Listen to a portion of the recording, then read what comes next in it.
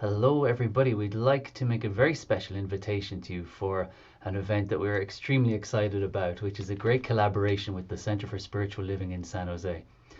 And this is going to be structured over the 4 Sundays in January. We're going to gather together virtually for 2 hours in the 4 Sundays of January, dedicating and devoting ourselves to the theme of the music of what happens, ancient wisdom in times of chaos. So, the music of what happens. What is the music of what happens? The music of what happens is a phrase that came from one of Irish Celtic mythology's greatest heroes, a fella called Fionn McCool. And Fionn McCool was asked by his warriors, he was asked what his favourite music was. Was it the sound of a beautiful voice? Was it the sound of a stag belling on the hill, or the sound of the waves crashing on the ocean? And Fionn said, none of these. My favourite music is the music of what happens. The music of what happens.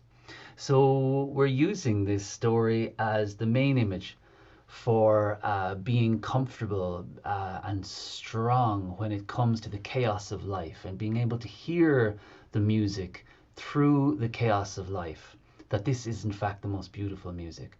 And another great store of wisdom that we'll be drawing on is from the Cardinal Virtues, which are four virtues that have been meditated upon by all the great thinkers since the times of ancient Greece and before that, 2,500 years.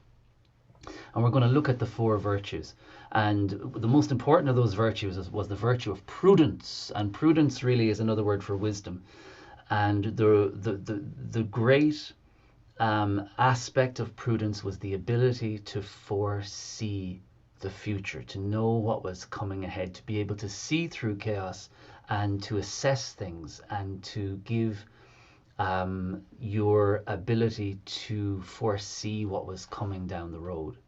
So we're going to look at all this and listen and sing and share poetry and story and song of the music of what happens, and we'd love to you to join us for that. That's great. And the other three virtues owner, justice, courage, and temperance. So I espouse at least two of those. I won't tell you which one I don't espouse.